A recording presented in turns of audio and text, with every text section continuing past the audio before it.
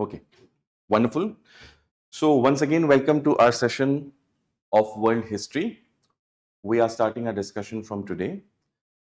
Last Sunday, I had engaged a special session as to what should be your strategy for next 1 year. In case you have not seen that session, that's okay. You'll get the access of that session on YouTube as well as in your on the website where you'll have your student login. So I'll urge you to watch that session so that you have a comprehensive view regarding how your preparation should be paced. And of course, if you have any doubt queries, please feel free to connect with me personally after the class, and also I'll share my contact. You can anytime drop me a text regarding that. Okay. So आज हम क्या शुरू कर रहे हैं? We are starting out with our first module in our 1 year foundation batch. We're starting out with world history today. Okay. Now, why world history first? Now, world history is a fairly crucial component of our syllabus that often gets neglected by students. The reason being that students feel that sometimes the number of questions that are asked in mains are relatively less. And that is why students neglect this particular component. And that is one major reason why I want to get this particular component done first in our class, so that you will not be one of those students. You will be thoroughly prepared with world history. That is reason number one. Reason number two is world history in many ways is integral to understand modern India. Yeah, please come in. So when you come to the class, you don't have to seek the permission. Straight away, join the class. No need to ask any special permission. Okay. So world history in many ways is fundamental to understand modern India also. World history में जो developments हुई हैं वो developments modern Indian history को बहुत हद तक shape करती हैं. Take for example British and Portuguese and French and all these people, they are coming to India. All of a sudden, why do we see these European people coming to India?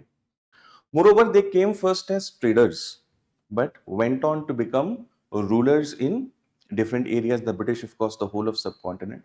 Portuguese over some areas, Dutch, French in different times, different places. They were having their rule. Now, these Europeans were actually more backward than us. Civilizationally speaking, India was way too advanced. But something happens in Europe in 17th, 18th centuries, and these Europeans, they transform, and we inaugurate a world that is Eurocentric. The ideas that emerge in Europe, they are going to shape the world to this date. So what is this transformation that is taking place in Europe? Unless we understand that transformation, we cannot understand the world that we are living in today. अगर एक मैं simple example आपको दूं, the most important organization internationally today is, you'll all agree, United Nations. उसके अपने share of problems हैं, वो we'll discuss that when we reach United Nations, but you all will agree that it is the most important international body today, है ना? Now this body, United Nations, comprises of 193 members who are basically nation states, है ना? आज का जो भी हमारा world का स्ट्रक्चर है, that is based on this concept of nation state. अब ये नेशन स्टेट आए कहां से हैं? That also is a by product of Europe's history. The way the world is organised today, the way it interacts, the way it moves ahead is based on some ideas which have emerged in Europe's history, in world history, and that's why it's very crucial to understand world history before we get into our preparation. Reason number two. Clear, everybody? Reason number three, world history is a great repository for us for examples for GS papers and especially essay and ethics. If you study world history very well, you'll have very enriched content to write effective essays and answers. You want your answers and essays to be different from others. How will that difference come? One aspect of that is the quality of your examples. And world history gives you a huge repository of such great examples which you can use in other places also. Okay? And as we begin our preparation for UPSC, it's always good to start out with something that is interesting. I believe, and I'll try my level best to make world history as interesting as possible for you, so that your preparation starts on a note where you right away you enjoy reading the stuff. Yes, UPSC preparation will involve a lot of hard work. You will be working very hard, but that does not mean that that hard work has to be boring. That hard work can be very enriching, it can be very interesting and very enlightening at the same time. And that is why I feel world history is a great place to start our preparation. Okay? So are you all excited to start with world history? Yes, no, can't say. Yes, good morning Sunil, good morning, welcome to the class. Okay, let's start our discussion and first try to know and note what we are going to discuss. There's a very nice book called as 7 Habits of Highly Effective People. Have you heard of this book? By any chance? How many of you? No? This was written by a author, Stephen Covey.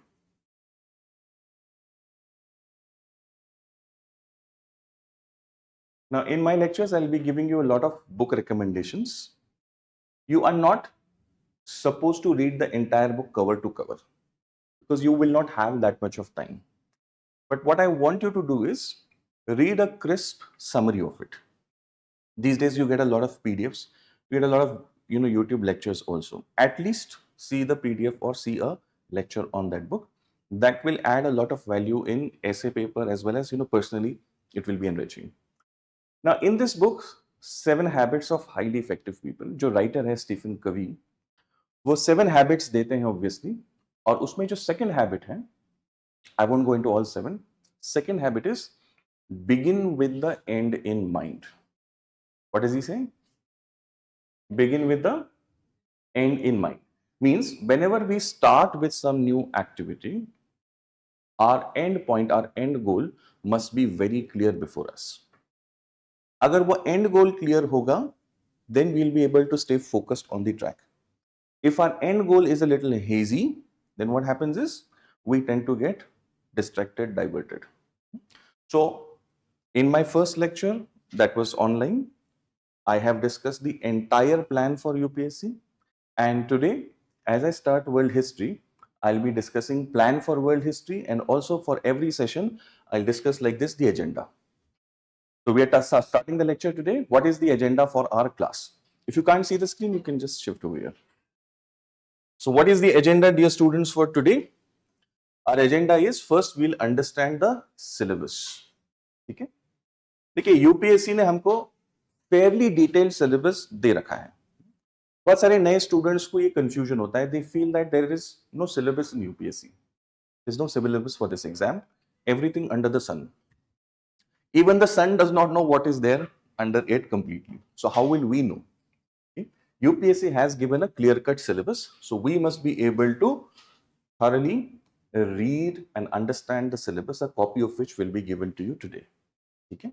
But the syllabus that UPSC gives does not exfoliate the content inside of it. It will give you a great idea, but there are a lot of topics that are hidden within that syllabus. So what do we need to do? We have to exfoliate that syllabus. जैसे कली होती है, you have a bud which opens, blossoms and becomes a full flower. So our syllabus is like that bud, and each teacher over here at the UPSC guide in the very first lecture will open that bud for you, exfoliate that syllabus for you, so that you have a list of topics that you are supposed to prepare for that subject. Okay? You must be very clear about not just the syllabus, but also the expected topics that you are going to prepare. Begin with the end in mind, the number of topics that we are going to see. Clear, everybody? So we are going to do that today. Then I'll tell you some specific intricacies for preparing world history. Ab dekhiye, over the years, like I have been teaching for last more than 15 years now for UPSC. Briefly about myself, I'm Zawwad Kazi. I'm a senior faculty for UPSC here at UPSC Guide. Last 15 years, I'm in this field of training aspirants for this exam. And by God's grace, I have been fortunate to be associated with a lot of toppers who have cleared this exam. Like this year, if you see Riya Sethi, she is 89th rank. She is a close mentee of mine. Madhav Agarwal, rank 16. He is a close mentee of mine. Vivek Shinde from Kolhapur, rank 93. He is a close mentee of mine. So these are in top 100, and then there are many others. It's my great fortune that I'm in a field where I, get to connect with aspirants like you who are like 24 carats gold. It's, I am able to stay young because of that actually. And it naturally enriches me, and also I'm able to have that small satisfaction that I'm in some way, small way contributing for nation building also. Okay? So based on my experience of teaching history for my last many years, I'll be sharing some intricacies for this subject. Her subject का थोड़ा सा nature ना different होता है. It is one thing to prepare world history maybe for a BA MA course, and quite another preparing for UPSC civil services exam. तो आपको हर teacher से इस चीज को पूछना है कि इस एग्जाम की एक्सपेक्टेशन क्या है. Of course they will tell you, but you must be very conscious about it. It's not like studying for any other course. UPSC की expectation कैसे different है, you have to understand that. So I'll be sharing these intricacies with you. After that, we'll see what are the sources that are required for this exam.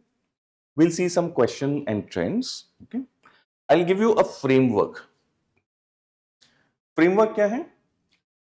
History के किसी भी topic को जब हम approach करते हैं तो कौन सी वो चीजें हैं जिनके लिए हमको पर्टिकुलर होना है. What do we need to figure out whenever we are studying a topic of history? You are going to be future administrators. You are not here to become abstract artists like M.F. Hussain, where the whole canvas is there and you can paint anything that you want. An administrator must have a structured thinking का mindset. ठीक है ना? तो हर subject के लिए you must have some go-to frameworks, templates, so that whenever you start studying, you have a ready reference point. ठीक है? And this habit will help you not only as aspirant but also as future administrators. Got the point? ठीक है? UPSC चाहती है कि ऐसे व्यक्ति system में आए जो कि स्ट्रक्चर्ड थिंकर्स हो. That is what I'm going to explain to you today with respect to history, not just world history but all topics of history. And then we'll start with our first and foremost topic of world history, which is Industrial Revolution. All right? So this is our agenda for the day. Let's get started. Okay. So what is the syllabus of world history from our exam perspective? UPSC ने क्या syllabus है? I want you to write this down. Get a habit of writing a lot. Okay? You are going to write 3,000 odd words in mains for every GS paper, right? And 1,200 words का एक essay आपको लिखना है, and 2 such essays, so about 2,400 words in 3 hours. So it takes quite a lot of writing practice. What is the syllabus that UPSC has given? History of the world will include events.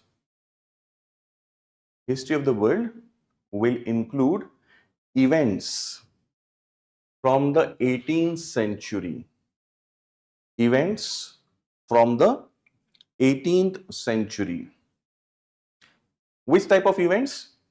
Such as Industrial Revolution, World Wars, redrawal of national boundaries, colonization, decolonization. यानी देखिए UPSC ने एक pillar बता दिया हमको. Syllabus का एक pillar क्या है? इवेंट्स है. ये आपको बिल्कुल बाय हार्ट हो जाना चाहिए सिलेबस. कैसे? रटना नहीं आपको. Have a copy of the syllabus on your desk, and every day, now and then, once every few slots, you should go through the syllabus quickly. तो वो ऑटोमेटिक याद हो जाएगा. ठीक है? Events, some are specifically named: Industrial Revolution, World War, national boundaries का redrawal, colonization, decolonization, etc. And the second pillar is political philosophies. Political philosophy. Political philosophies. Which type of political philosophies? Communism, capitalism, socialism, etc. Communism, capitalism, socialism, etc. Their forms and effects on the society. यानी broadly syllabus में दो type की चीजें आ रही हैं, कुछ events और philosophies, इनको हमको प्रिपेयर करना है. Now this is not exactly exhaustive. Yes, UPSC has named a few, but it is not a complete list. ठीक है, बात समझ में आ रही है आप लोग की यहां तक में? Alright. So events and philosophies we are going to see. Now, based on this, let us go a little more deeper and try to understand how we are going to approach world history, how it is going to be different from studying world history for some other course. Dear students, हम इसको world history as a subject जरूर कहते हैं, but this is actually a misnomer. Misnomer मतलब क्या? Have you heard this word? It will be my conscious effort to enhance your vocabulary, because I kind of have that passion of improving language competence. I also teach essay, and that's very crucial for your essay paper as well. So I'll be telling you a lot of root words and good words that you must incorporate in your vocabulary. I'll recommend one book. I want you to write down the name of this book. Word Power Made Easy. Word Power Made Easy by Norman Lewis. Word Power Made Easy by Norman Lewis. This book scientifically helps you to enhance your vocabulary. It has some 40 odd lessons. Each lesson you can do in 15 minutes. So every day if you give just 15 minutes over the course of next 45-50 days, your vocabulary will catapult. एक तरीका इसमें ये होता है, I'll get into the intricacies but very briefly. एक तरीका होता है root words का. English is a language that is derived from Latin and Greek. और लैटिन और ग्रीक के जो रूट वर्ड्स हैं उससे इंग्लिश के शब्द बनते हैं. हिंदी मराठी में हम कहते हैं कि मूल धातु, okay, the core word. Like for example there is this root word called as carn, CARN, carn. Carn, any guess what it means? कुछ इससे मिलता जुलता वर्ड याद आ रहा है? You remember anything? Yes, you close. Yes, carnival. Okay, yes, carnival is one. Something very common that you study in school. Khan basically means flesh. ठीक है, अब कुछ याद आया? मांसाहारी को क्या कहते हैं? Non vegetarian, yes, is one word. Apart from that, carnivorous. Have you heard of that? Easy, right? So Khan plus vor. Vor का मतलब होता है to eat. Carnivorous. ठीक है. Carnal. Carnal means what? Bodily, related to body. Carnal. Incarnation सुना है आपने? What is incarnation?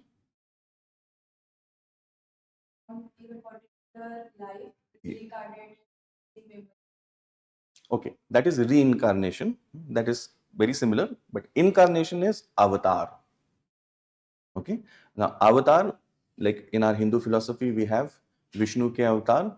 So what is basically happening there? Coming in flesh form, na? 10 avatars of Vishnu and one is expected Kalki avatar. So that is Khan, again, incarnation. Somebody is born again, as you were saying, that is reincarnation. So if you know one root word, is it possible for you to remember many such words? Okay. So as we go along, I'll be sharing a lot of these things also with you.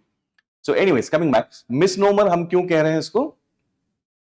Because although we say that this is world history,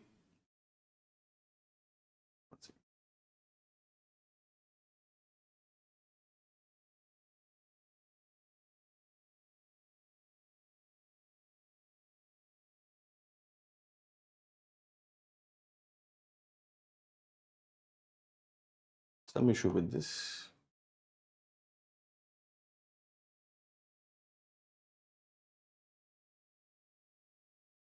I request you if you could just call Vaibhav sir from the technical team, if you don't mind. Huh?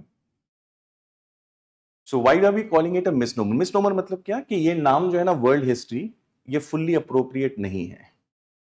Norm, NOM, norm means name. ठीक है, norm is a root word for name. Nomenclature हम पढ़ते हैं science में. Nomenclature is science of naming something. ठीक है, why is it not a appropriate name? Because we are not going to study the whole of world history. Our focus is what? Modern Europe ka history. Okay, so first thing that we have to remember, uh, this is not somehow, and it's got frozen, the screen has got frozen. So what are we going to study? We're going to study history of modern Europe only.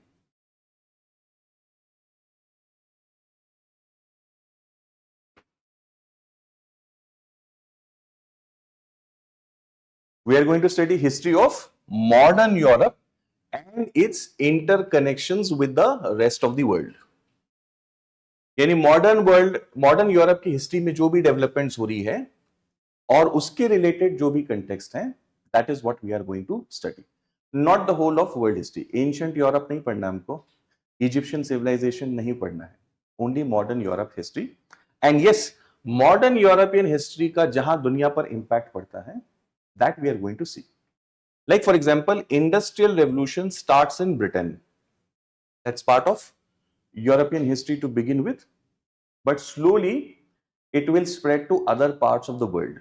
वो Japan में भी जाएगा, USA में भी जाएगा, right? बाद में वो भारत में यानी कॉलोनीज में भी आएगा.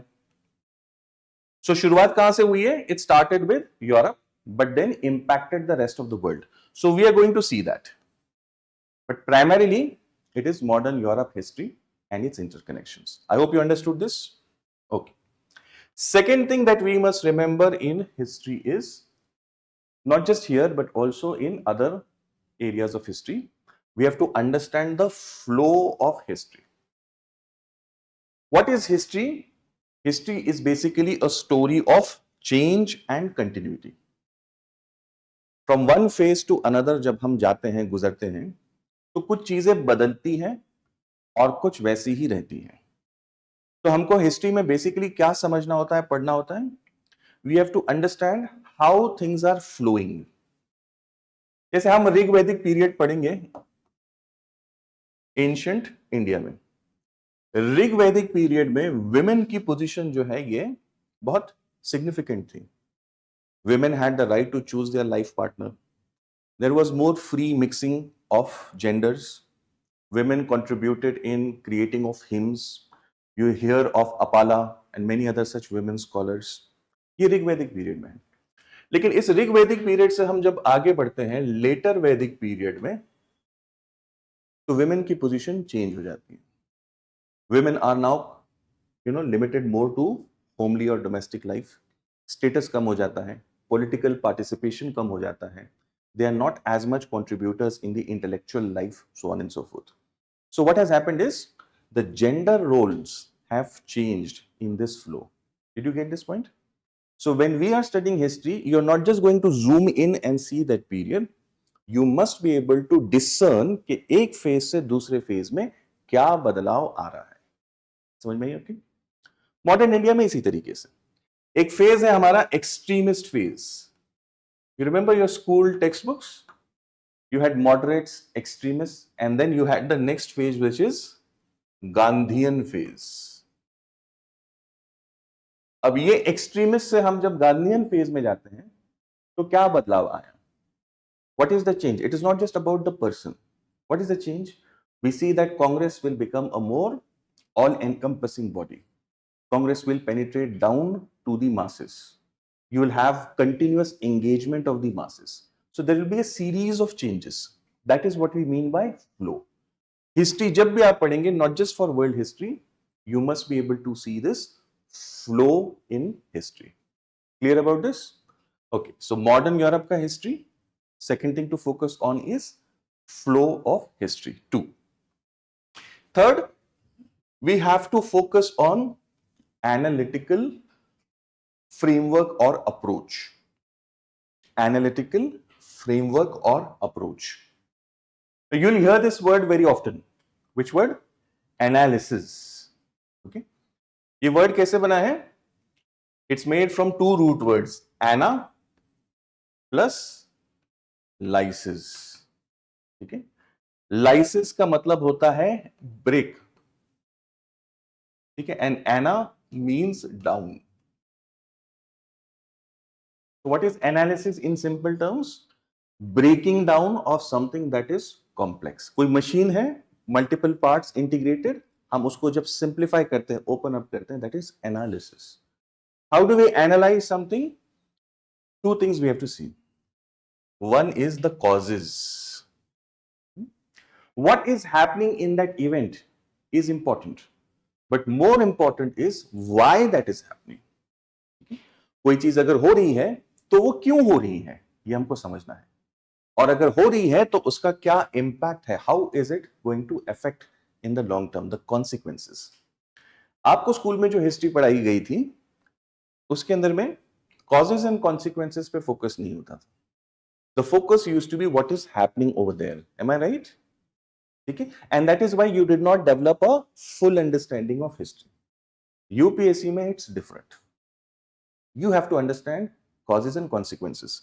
गौतम बुद्धा जैसी व्यक्ति आती है. स्कूल में आपने बुद्धा के बारे में तो पढ़ा है, लेकिन यूपीएससी क्या एक्सपेक्ट करती है कि गौतम बुद्धा जैसी व्यक्ति का राइज क्यों होता है. उस वक्त की जो वैदिक सोसाइटी थी उसमें क्या प्रॉब्लम्स थी जिसके रिएक्शन पर गौतम बुद्धा और महावीर और आजीविकाज ऐसे बहुत सारे सेक्ट्स का उदय होता है, राइज होता है. Why they are rising and what kind of impact they are going to have on the society, economy, polity, so on and so forth. Got this idea? I'll just give one point over here. In the previous society, there was emphasis on ritual sacrifice of animals. ठीक है. गौतम बुद्धा ने जो है वो इसको oppose किया, and you will see that economy subsequently is going to change. You will see more urbanization. You will see many other things that will be unleashed. So what do we have to understand? Not just the event, but the causes and consequences of that. When you do that, then you are being more analytical. Clear about this? Okay. Minimal facts. One reason why perhaps you did not like history in your school times is because you had to remember a lot of facts. The good thing about UPSC preparation, especially in world history, is that there are minimal facts that you need to remember. What you need to know more is analysis. Okay? And this is what makes it interesting, because you start to appreciate कि कोई चीज क्यों हो रही है, not just क्या हो रहा है. Got it? ठीक है. Next very crucial point is going to be map reading. You must compulsorily have an atlas on your desk whenever you study. Whatever area we are talking about, make sure that you see the physical map of that region. Okay? In the presentations also, I'll be showing you a lot of maps. See, geography always shapes what is happening in history. If you understand geography, you will understand history very easily. मैं एक simple मिसाल देता हूं आपको. जब हम ancient India, medieval India पढ़ेंगे तो आप देखेंगे कि डेक्कन बेस्ड पावर, डेक्कन यानी हमारा जो एरिया है यहाँ का, Deccan based power, so the big part of Maharashtra, Telangana, northern Karnataka, Deccan based power और साउथ इंडिया बेस्ड पावर, इनके बीच में हमेशा कॉन्फ्लिक्ट होता है. इन दोनों के बीच में एक रीजन आता है जिसको कहते हैं रायचूर दोआब. कृष्णा और Tungabhadra, between these two rivers, the area that is there, that's called as Raichur Doab. Raichur is a small town even today. Okay, so a Deccan based power like say Chalukyas and a South India based power like say Pallavas, once they become strong in their area, they are going to fight against one another over this contiguous area called as Raichur Doab. समझिए आपकी? The same thing you will see in medieval India when Bahamani power and Vijayanagara power, they are going to conflict on the same area. ठीक है. अब हम history में बहुत दफा गलत तरीके से इसको देखते हैं that this is a religion based conflict between a Muslim Bahamani power and a Hindu Vijayanagara power. It is actually geography and economy. Okay, any power that becomes strong in Deccan and there's a power there in South India, there will be a conflict over this area. Okay? You understand this when you study map. Clear, everybody? There's a very nice book. I want you to write down the title of the book. Prisoners of Geography. Prisoners of Geography. ठीक है? You know, interestingly, इस किताब में writer ने 12 maps दिए हैं, 12 maps. और writer ये कहता है कि entire international politics today is shaped on these 12 maps. If you understand these 12 maps, you'll understand whole geopolitics. And one map in that, I'll give just one example. As we go along, आगे मैं आपको और बहुत सारे दूंगा. One map is that of Russia. ठीक है? आज आपको एक टास्क करना है. After you go home, see the physical map of Europe. ठीक है? उस मैप में आपको देखना है मॉस्को कहां पर में है. Capital Moscow, right? And you have to see Paris. Okay. Now, if you observe carefully, this entire northern plain of Europe, from Paris to Moscow, you know, it's a flat northern European plain. Okay? And that is why it's very easy to travel. You can virtually go on a cycle from Paris to Moscow. Why am I telling you this? Bharat के case में देखिए, we have a natural frontier in the form of Himalayas. Therefore, we are protected because of that feature. But Russia को unfortunately ऐसा कोई feature नहीं है. And its capital Moscow is very close to its western border.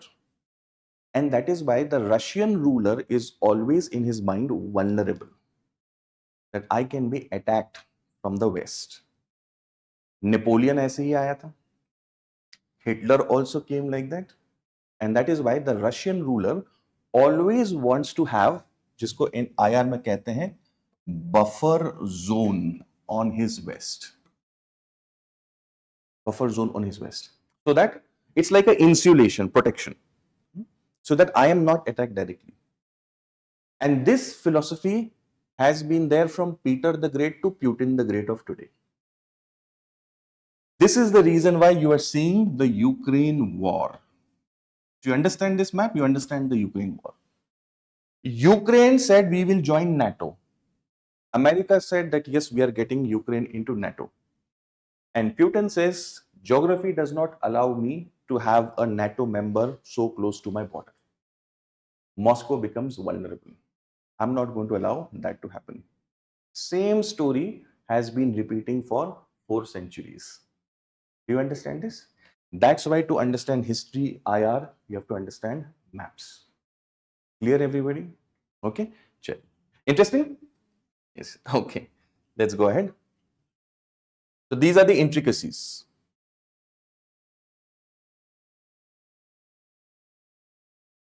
Now the sources. What do you need to study for world history? क्या-क्या पढ़ेंगे आप? सबसे पहले आपको पढ़नी है old NCERT story of civilization Arjun Dev. ठीक है? अर्जुन देव PDF we will share with you, don't worry.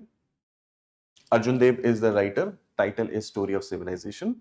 It's an old NCERT. Okay. After you are done, you can study the class notes, which will be detailed and yet very crisp and concise. Okay.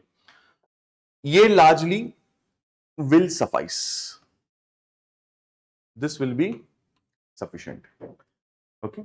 See, we always have to see a ratio in UPSC that is called as effort to returns. किस चीज में कितनी मेहनत करने के बाद कितना marks के टर्म्स में हमको बेनिफिट मिलेगा. ठीक है? This ratio, if it is good, that with some effort you're getting a bigger result, then we can invest more time effort. If it is limited, then we have to limit our effort also. Now with world history, typically there will be one and maximum जब तक पूछा है वो है 3 questions in mains. So that's why there is a limitation on how much effort we can take for world history. So I'll recommend you suffice it over here.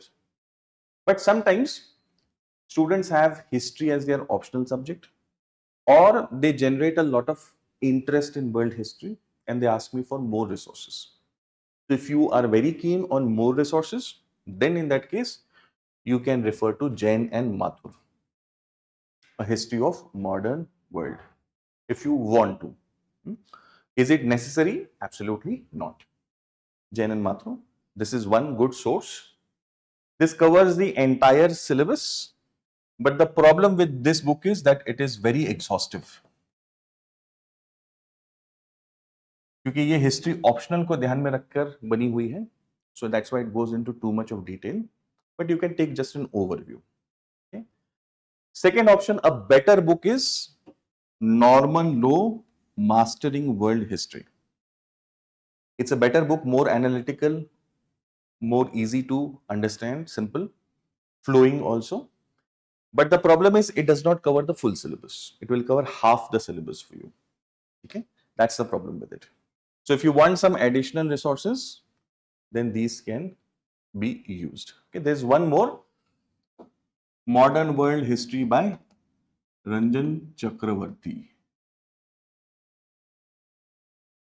This is also a very good book that you can refer to if you wish to. From exam perspective, notes and NCRTs will be enough. Okay? So you've understood the sources as such. Now let's go ahead. Now let me share with you what I call as the 9C framework for understanding history.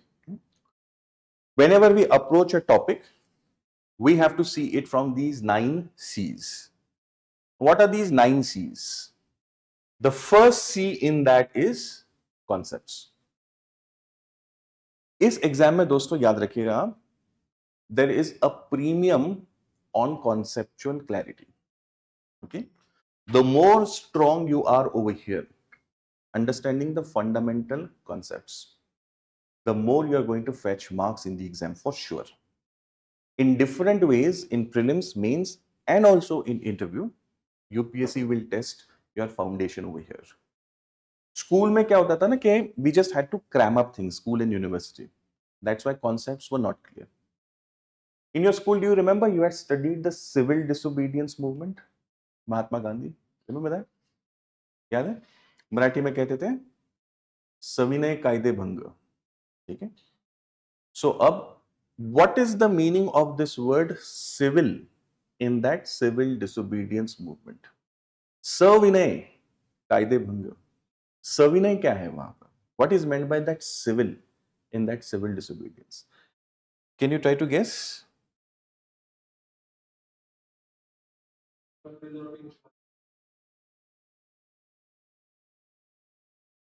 Without resorting to violence is one consequence of that, no doubt about it. You're close, but not exactly hitting the nail on the head. A little more perfect.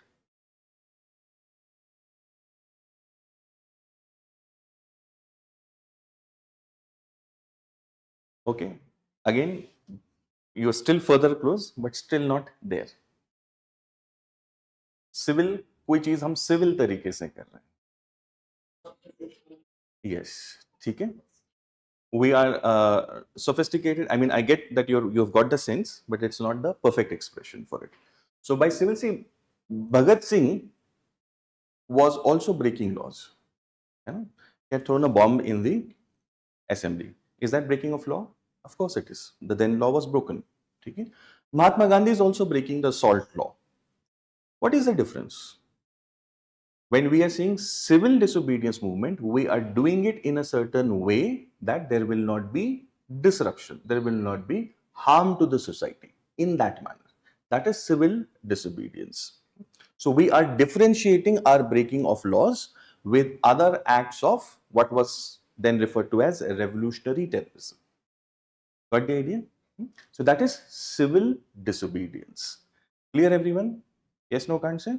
Okay. So every topic will involve some simple but basic concepts. French Revolution जब हम पढ़ेंगे, तो we will come across a concept called as absolute monarchy. क्या पढ़ेंगे हम? Yes, I want louder participation. I want to see more energy in the class. Absolute monarchy. Absolute monarchy क्या होती है? शिवगामिनी. मेरा वचन ही है शासन. सीन बाहुबली. तो क्या डायलॉग है उसका? मेरा वचन ही है शासन. आम्ही म्हणणार तो शब्द. My word is the law. ठीक है. विच मीन्स एब्सोल्यूट मोनार्की में दो हिस्से होते हैं, टू कैरेक्टरिस्टिक्स.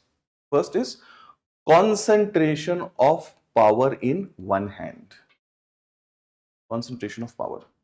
सारा पावर, सत्ता, ताकत किसी एक व्यक्ति के ही हाथ में है.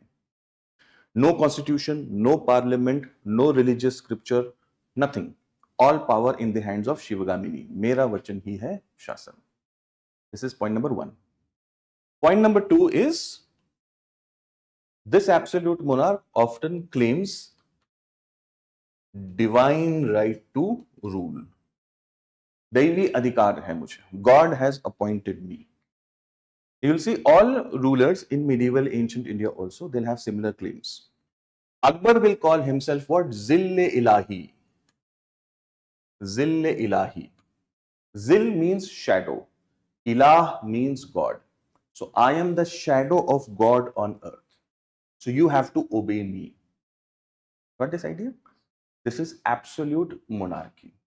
Understood this concept? Okay. Whenever we study any topic, first thing that we have to understand is concepts associated with that topic.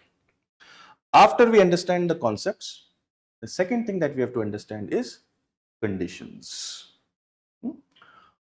पार्श्वभूमि क्या है उस पर्टिकुलर इवेंट की? What are the political, social,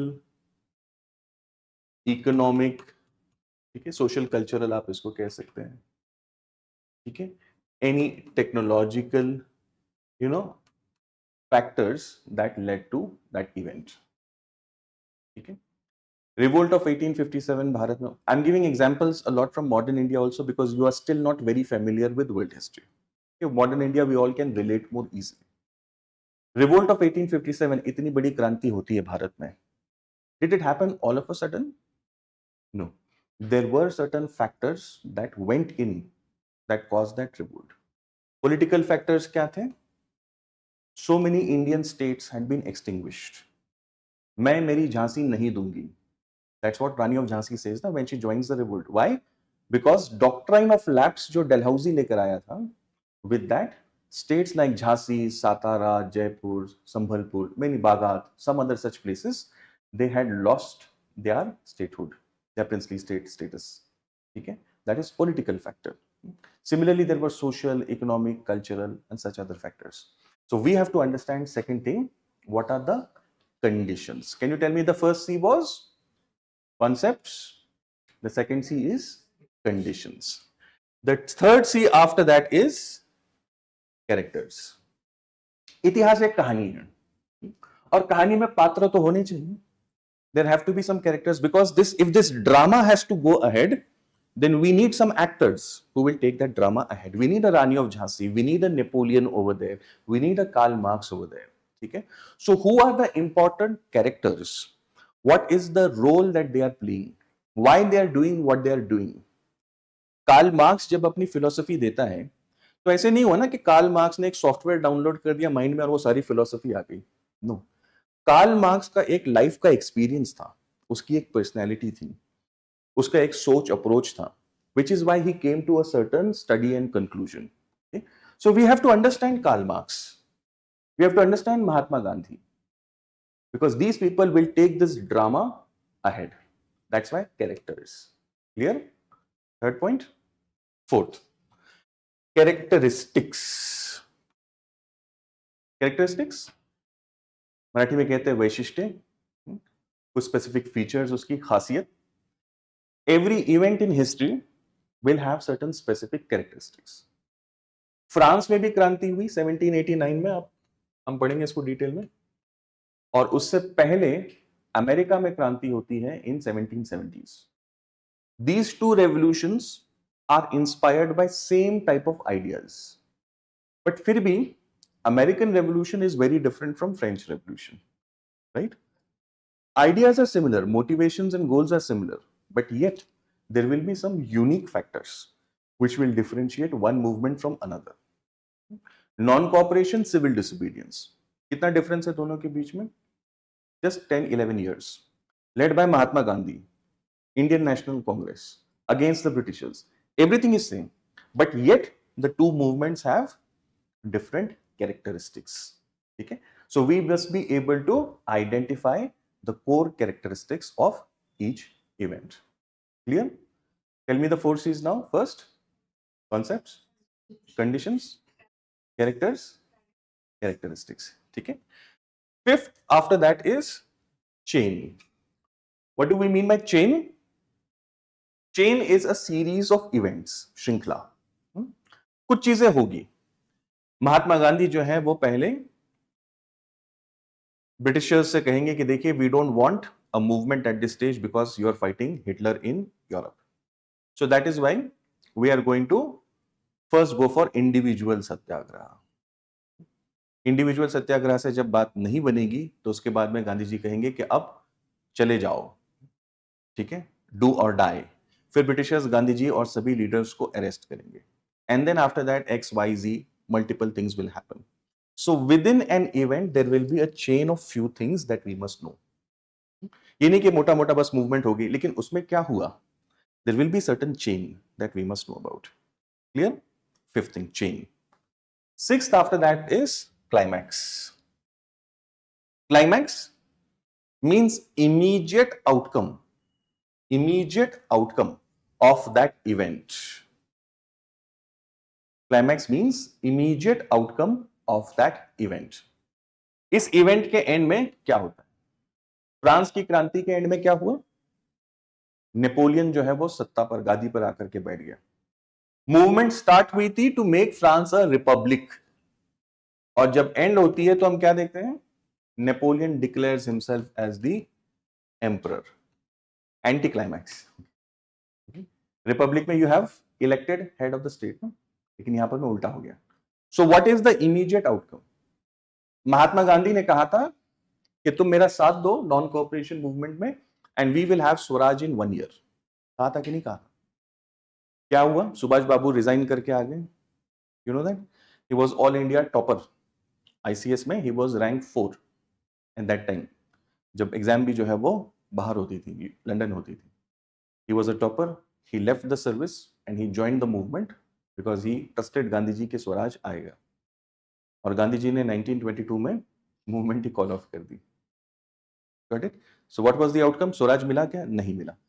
Subhash Babu was very disappointed. He said Mahatma Gandhi as a political leader has failed.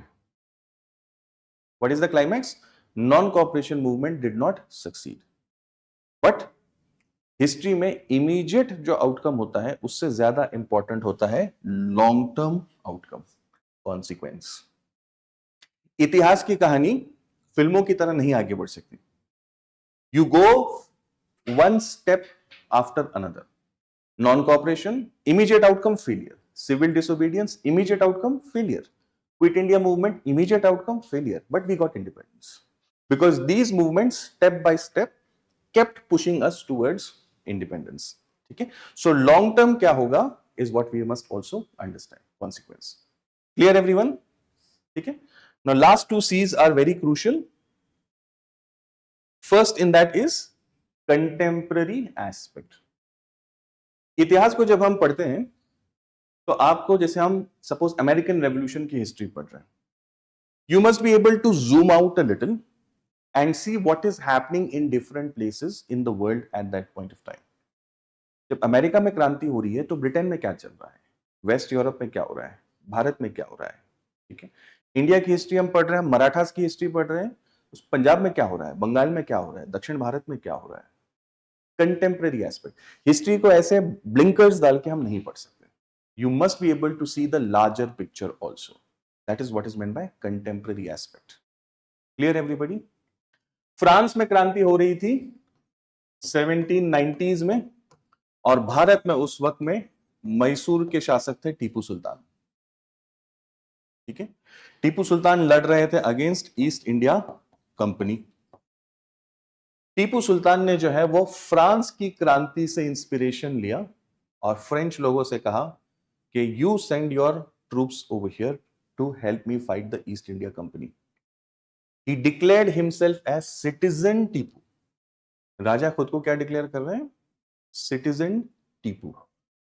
दिख रहा है आपको Europe के एक क्रांति का कंटेम्पररी इंफ्लुएंस भारत में। उस जमाने में व्हाट्सएप था क्या? नहीं था ना। इंस्टाग्राम पे रील्स वायरल होती थी? No. But the ideas that were coming there in Europe, they were influencing an Indian ruler. He declares himself as citizen and asks for French help against the East India Company. Napoleon ने communicate किया कि yes we are going to come. Napoleon Egypt तक आया भी और उस वक्त East India Company ने रियलाइज किया कि Tipu is our greatest threat because he is building a global alliance. Not just the French, he also communicated with Persians, with the Ottoman Turks. He let us fight out the British. Can you see the contemporary effect? इसीलिए जब Richard Wellesley Bharat में governor general बनेगा, हम पढ़ेंगे detail में इन सब characters को, Richard Wellesley कहेगा कि सबसे पहले भारत में अगर किसी को खत्म करना है तो वो Tipu Sultan. We have to get rid of this guy immediately. Can you see contemporary aspect? Everything is interconnected. And last is comparison. Comparison. A lot of questions in UPSC, not just with history, but in many other areas, will be based on comparison. Okay? Why? Because only that candidate can do comparison effectively who has thoroughly understood both the aspects. Only such a candidate can do comparison. So whenever there is something similar, non-cooperation versus civil disobedience, American Revolution versus French Revolution, Industrial Revolution in Europe, Industrial Revolution in Japan, question पूछा है ये. ठीक है, तो जब कोई similar चीज हो रही है कहीं पर में, तो we have to see how they fare against each other. SAARC, BIMSTEC, IR में. So you must be able to identify such things and compare them. Clear everybody? Okay? Did you understand what are the 9 C's? Can you tell me the 9 C's now? You can see on the board also if you like. Number 1 is, I want to hear your voice also. First is concepts. Second, third, fourth, fifth, sixth, climax, seventh, 8th, and 9th. Awesome. Clear everybody about this now? Wonderful. चलिए आगे बढ़ते हैं. So now you have understood the framework, and like this we are going to see many templates that will help you to develop an understanding of that particular subject, that particular theme. चलिए अब हम आगे बढ़ते हैं. Let's talk about our first topic for world history, which is Industrial Revolution. Modern world history की शुरुआत अगर किसी पॉइंट से हम कर सकते हैं तो वो इंडस्ट्रियल रेवोल्यूशन है. And please understand dear students that this is history. So a lot of times you will not have a particular date that from this point it is starting. A lot of times, like for example, we are going from Stone Age to period of proto history. We don't have 1st of January we are going to have a ribbon cutting ceremony. Now we are inaugurating a new state. It doesn't happen like that. It's very fluid. So industrial revolution is one such event. Broadly we can say it starts in the mid 18th century in England. Mid 18th century. And this event, or rather this development, starts in the field of technology. A big technological disruption is brought about. The way we, that is human beings, produced goods earlier and after Industrial Revolution, there is a dramatic change in it. And this dramatic change in technology had an impact on all aspects of human life. मतलब चीज तो सिर्फ technology की है. जैसे to give you again, you are all millennials, ठीक है, you are all Gen Z people. To make you understand, we can't imagine our lives today without our smartphones. Can we? It is a technology per se. a technology for communication. But can you say that it has impacted every aspect of our human life? It has impacted. See, it has impacted the way we communicate, the way we buy, sell, purchase, the way we deal with our social relations. There have been marriages and divorces also on social media, right? So everything is connected because of technology. And this is what happened here in mid 18th century. A technological change that had a great impact on human life. That's why Stephen Gardiner says, क्या कहते हैं Stephen Gardiner देखिए. He says, the Industrial Revolution was another of those extraordinary jumps. ये human history है, ठीक है? We are going like this. We discover wheel, big jump. Then we are going like this. We discover fire, big jump. ठीक है? We are going like this. We discover agriculture, big jump, so on and so forth.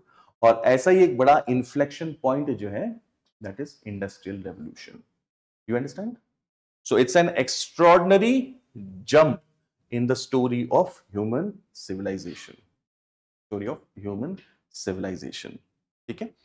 It's always very useful to collect a few quotes on more important topics, so that when you are introducing your answer or writing a conclusion, you can do it in a beautiful way.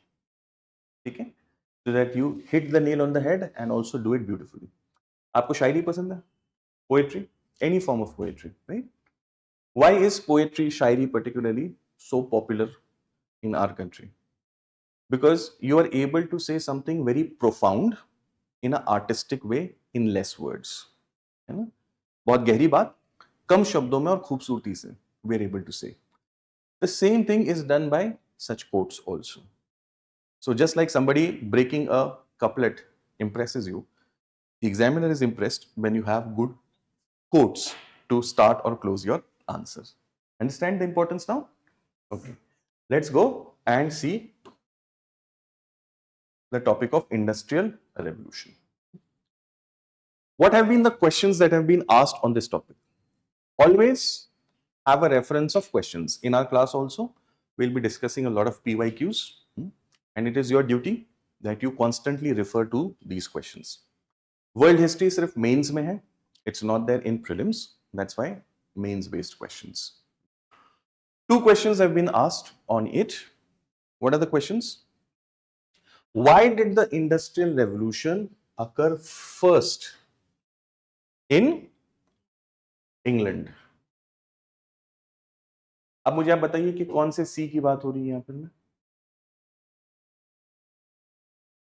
See the 9 C's पढ़िए. See the 9 C's there with in your note.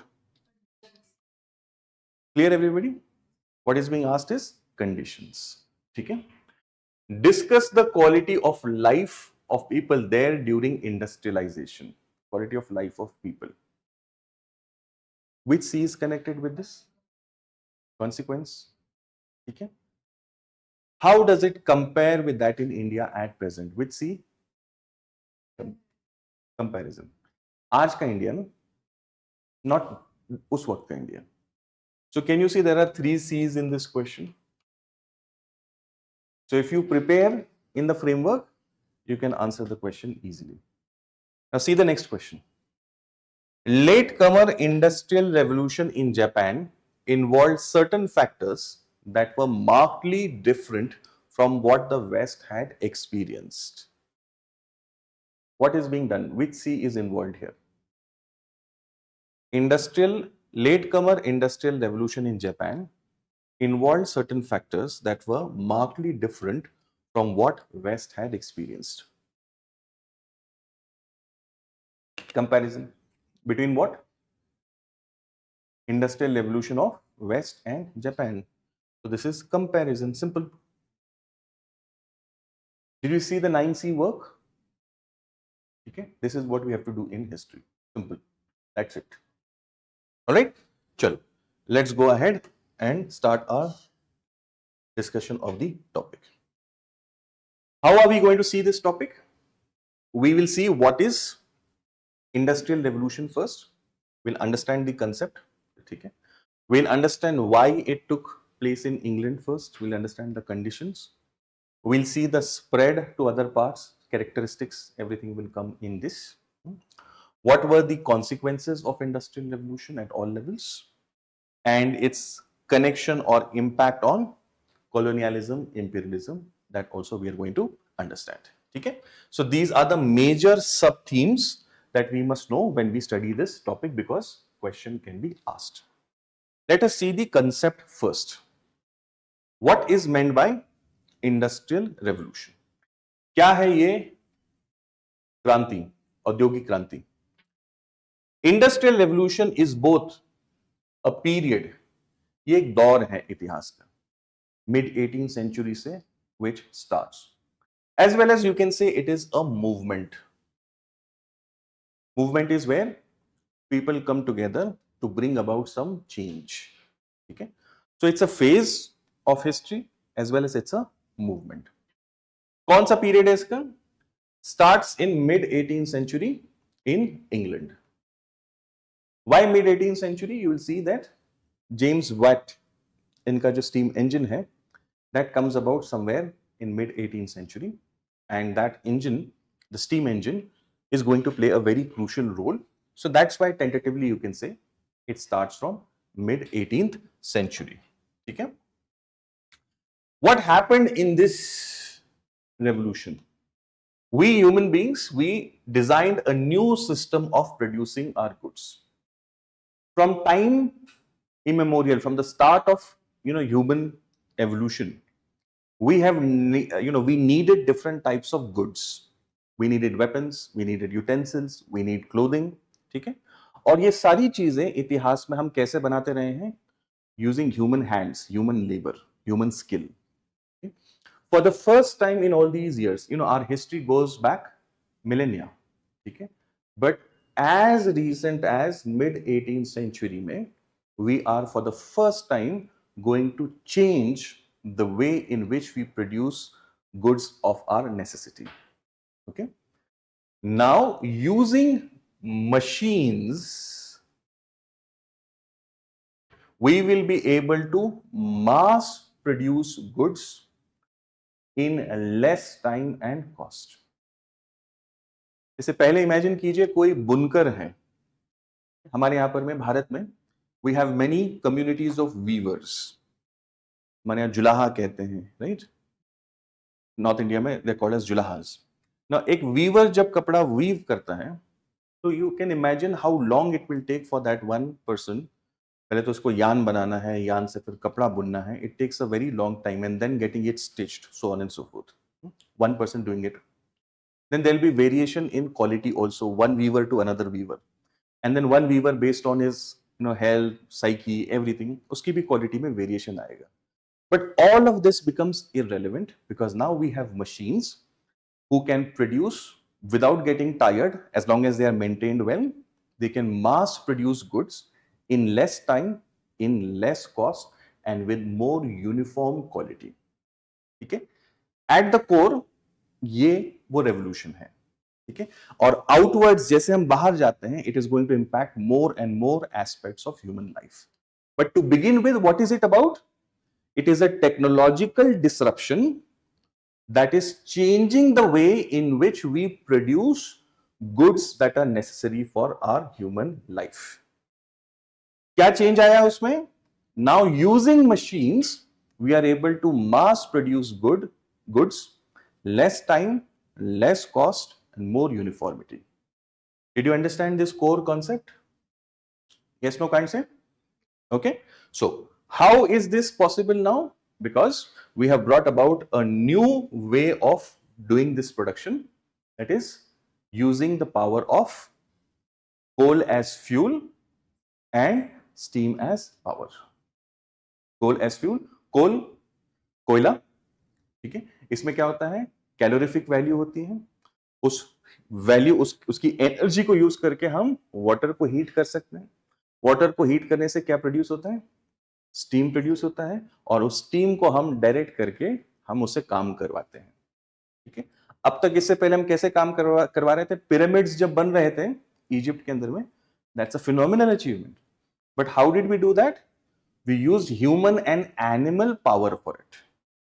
ठीक है, अब हम क्या कर रहे हैं? We are using. Humans are always going to be involved. But then the real force is coming from what? From coal and steam. Did you see the difference now? Okay? Okay.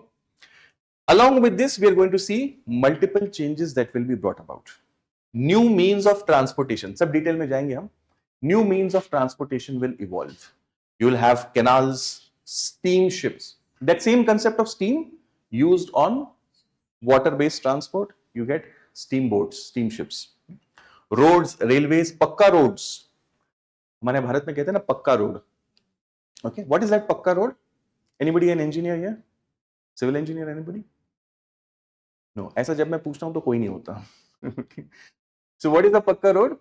What you do is पहले हम एक layer बिछाते हैं of bigger gravel stones, then slightly smaller ones, then dust, and then tar, hot tar, and then we roll it with a road roller. Then you have a pakka road, all weather road. Okay. This road also came during Industrial Revolution. A Scottish engineer by the name MacAdam gave this concept of pakka road. इसीलिए इसको मैकएडमाइज्ड road भी कहते हैं. मैकएडमाइज्ड road. ठीक है. So why is this transport important? Tell me. Why do we need this transport? Movement of goods. Raw material आपको लाना है, goods को move करना है, coal को बाद में move करना पड़ेगा, right? So all of this requires better and efficient transport. So technological disruptions coming about in this manner. To begin with, the focus of this revolution initially was textile industry. If you go to Mumbai, you will still see that there are a lot of these old, decrepit, dilapidated buildings in some places. These buildings are the mills. Okay, Marathi में बोलते थे गिरनी. ठीक है. These mills used to produce cotton cloth. ठीक है. Industrial revolution जब वहां Europe में सक्सेसफुल हुआ, from late 19th century onwards, Mumbai, Kolkata, some other places also became hubs for textile industry. This was the first industry that saw the impact of this technological disruption, the textile industry. Why textile? We'll see that as we go along. We'll see in more detail. Okay. Slowly, this revolution starts to spread. Starts in England, and earlier the British people were very concerned. ये technology हमारे देश से बाहर नहीं जानी चाहिए. They had laws to prevent workers from going to other countries. They had laws to prevent machines from going to other countries. But people are people. Okay, they still managed to somehow take designs, ideas, concepts out of England, and then slowly, steadily, the revolution spread to other European countries, then to Japan, USA, and then subsequently to the colonial world also. ठीक है. So England से निकल करके सभी जगह चला गया. ये पूरा जो प्रोसेस है इंडस्ट्रियल रेवोल्यूशन का, इसने ह्यूमन बीइंग्स को एक एग्रारियन समाज से निकाल करके एक इंडस्ट्रियल समाज बना दिया. बिगर कॉन्सिक्वेंस अगर हम देखेंगे तो earlier we were a agrarian society, right. Agriculture पर आधारित समाज था. उससे चेंज होकर के हम क्या बन गए? Industrial society. ठीक है. जहां जहां भी रेवोल्यूशन सक्सेसफुल हुआ. भारत का देखिए, we have a paradox in India. What is a paradox? You will see this when you see GS paper 3. Europe के अंदर में we have had these 3 stages. पहला स्टेज था एग्रारियन. ठीक है. उसके बाद में आ गया industrial, and then after that came service sector based economy. So first they went from agrarian to industrial, and then from industrial slowly the transition was towards service sector. Bharat में क्या हुआ है? That our transition has been more like this and limited impact of industry. If you compare with other developed countries of the world, our service sector is much more dominant than industry. You all agree with this? Now, the good thing about service is it gets you dollars because you trade a lot. It gets you, money, technology, so on and so forth. But the problem with it is you don't get the employment that industries bring. China is more dominated by industry, and that's why they are able to give employment to its huge population. Got the idea here? Okay. So now our challenge is you have to have make in government schemes for network products. Why? Because we want to increase the share of manufacturing in our country. The flaw has been in India right from the time of industrial revolution. We did not really deepen our industry. ठीक है? This is on a side note. आगे हम economy में इसकी बात करेंगे. Don't worry. ठीक है? Clear? So this revolution ultimately ended up impacting all areas of human life, whether it was technology, society, economy, polity. हर चीज इसकी वजह से बदलेगी. ठीक है? कैसे बदलेगी? अब हम उसकी बात आगे कर रहे हैं. Clear up to this point? Okay. Now, can you tell me what is industrial revolution in your own simple words?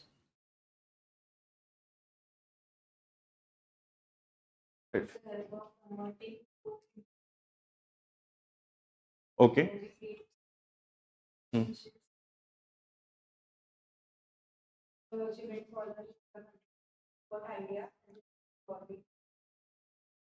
Okay. Wonderful. But can we have a more crisp and precise core idea as such? All the points are right. Nothing is wrong, but at the core, what it is? Would you like to try? What is industrial revolution? अगर आपसे कोई पूछे तो आप क्या कहेंगे उसको? एक सेंटेंस में बताइए. हाँ. What was it?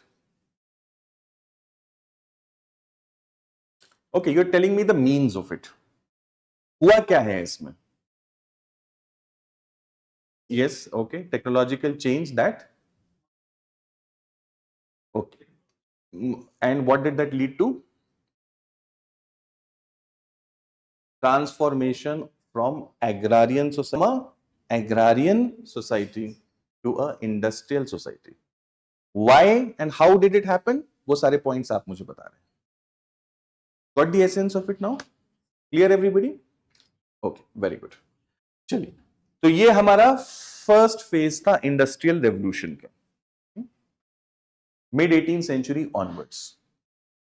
Then in the next century, from 1870s onwards, we enter into the second phase या second wave of the industrial revolution. Second phase or second wave. क्या चेंज हो रहा है इसमें? अगर सेकेंड फेज आ रहा है मतलब कुछ बदला, इसीलिए हम उसको सेकेंड बोल रहे हैं ना. So what changed? Now the focus shifted from which industry earlier?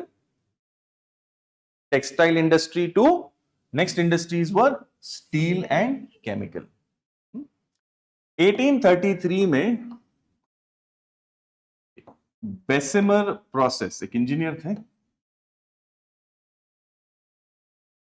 Bessemer process, ये प्रोसेस जो है वो इन्वेंट किया गया of making stainless steel in a economic way. Steel क्या है? It's a more advanced alloy जो आयन से बेटर क्वालिटी रखता है. आयन की क्वालिटी क्या है? It is strong, but the problem is it gets rust. Secondly, it is also very heavy. Okay? So we needed something better, और better option क्या था? Steel. Steel पता था, but the problem was we did not have a economic way of doing it. ठीक है? Bessemer process 1833 ने ये चीज दे दी कि अब आप इंडस्ट्रियल लेवल पर स्टील बना सकते थे.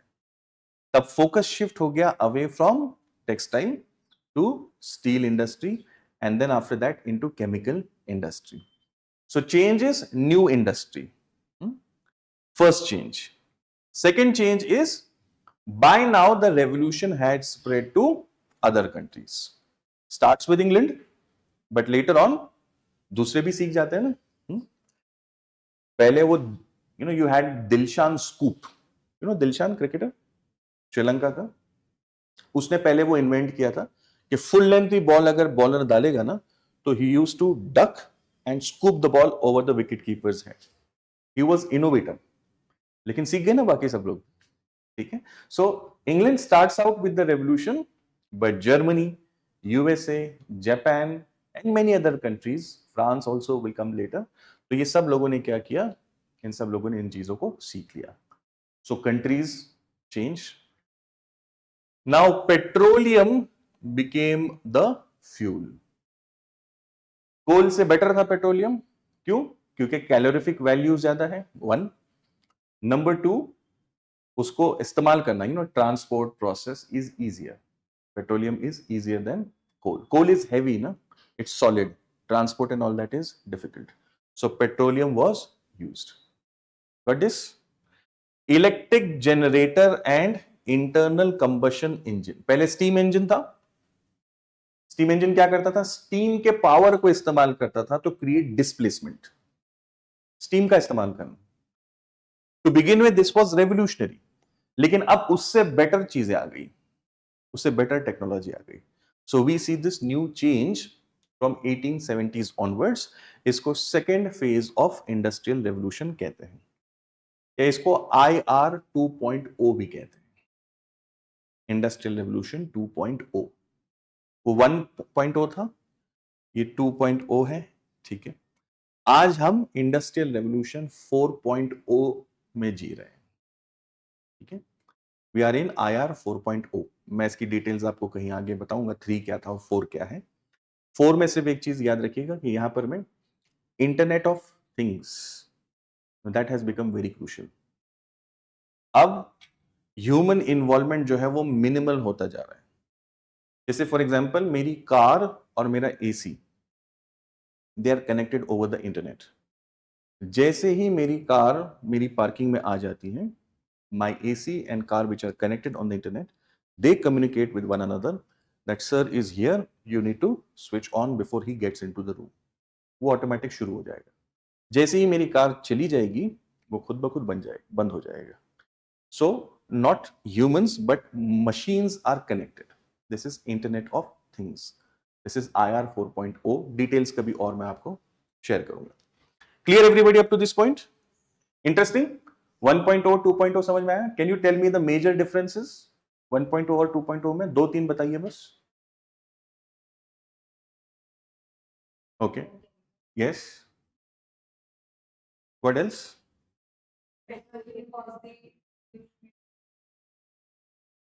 Very good. Perfect. Internal combustion. Yes. What else?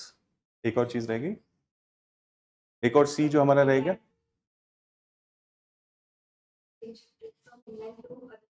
Perfect. Characters. कौन है कैरेक्टर्स? इसकी बदल गए कैरेक्टर्स अब, है ना? ठीक है, इसको कहते हैं दोस्तों, what is this called? This is called as active recall. What is this called? Active recall. The more you get used to this active recall, the more efficient you will be in your studies. क्या करना है? हमारी class खत्म हो गई, for example 2 hours.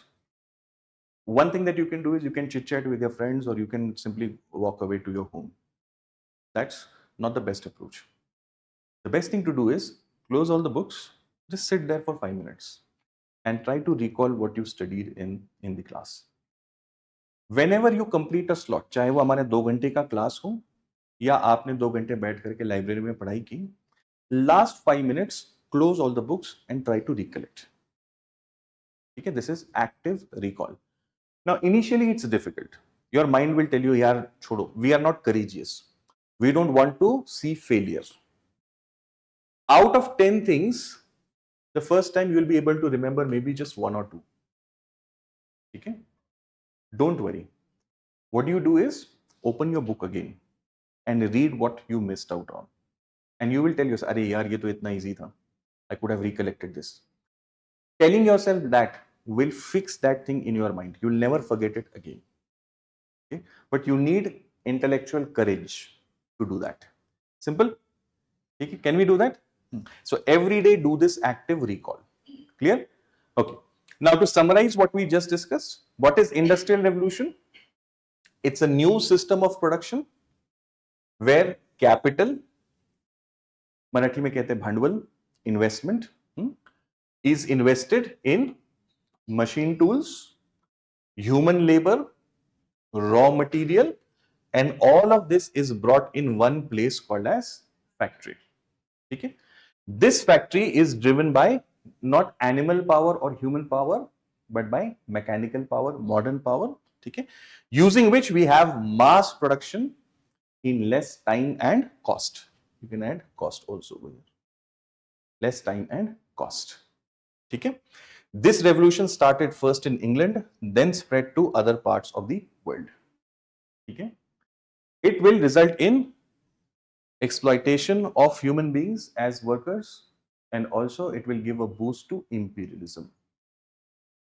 How could British people who came from 20,000 nautical miles away, these hazar nautical, 1 nautical mile is 1.8 kilometers. They're coming from what distance? 20,000 nautical miles से वो आ रहे हैं, ठीक है? Different race, different religion, different culture, and their climate is cold. Our climate largely is, tropical, hot, but they are able to rule over India. At the peak of their power, there were 5 lakh actual white British people in India. And you know what was India's population? 20 crores. Entire, back then Pakistan, Bangladesh, everything included. There were 5 lakh people ruling over 20 crore people, coming from a distance of 20,000 nautical miles. Why was this possible? Because of Industrial Revolution. They had become a more advanced civilization. They could control. Animal kingdom is much bigger on earth. We human beings, in terms of numbers, we are much more smaller. But aren't we exploiting the entire ecological system? We were not at the top of this pinnacle. ये जो हमारे species है, हम यहाँ पर नहीं थे, आज हैं. We were somewhere in the middle. But how did we reach the top? Control on technology vis-a-vis other species. This is what took us on the top. And within this human society, वो civilization जो है top पे रहेगी, जो technologically advanced होगी, भले से उसका number कम होगा. Did you understand this now? ठीक है, clear? Okay. चलिए, let's go ahead.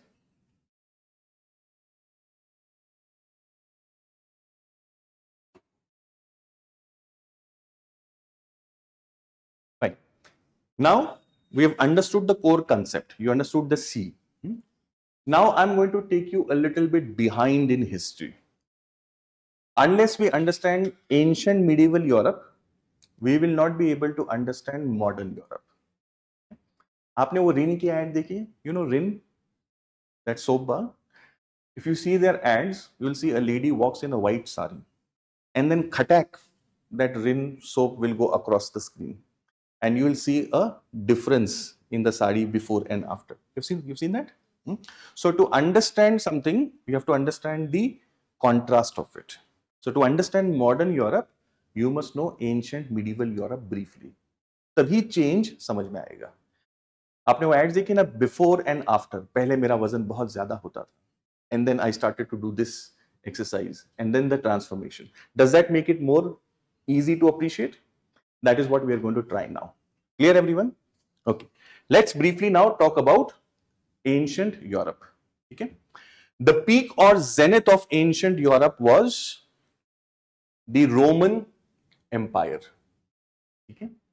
The Roman Empire. This map that you're seeing, guys, on the screen is the map of Roman Empire at its peak.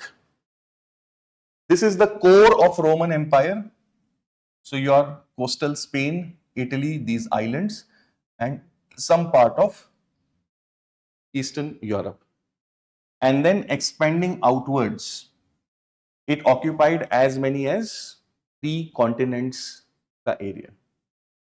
You have the whole of Europe almost. You have Asia Minor. This part is your Levant. Okay. Arabia ka Mediterranean jo side hai, that is Levant. You have your Syria, Israel, Palestine, all of those areas. Okay. You have Egypt. Then you have the northern coastline of whole of Africa. So Europe, Asia, Northern Africa, this is the expanse of ancient Roman empire.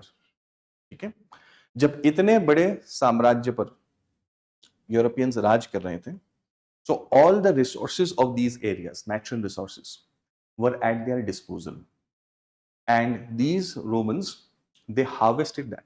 आपने कभी सोचा है कि ताजमहल जैसी खूबसूरत monument Bharat में जो बनी है, ये कैसे बन पाई? It was possible, of course, Shahjahan loved his wife, but every husband loves his wife. Some exceptions can be there, but largely, है ना? Shahjahan can build a Taj Mahal, but can every husband build a Taj Mahal? No.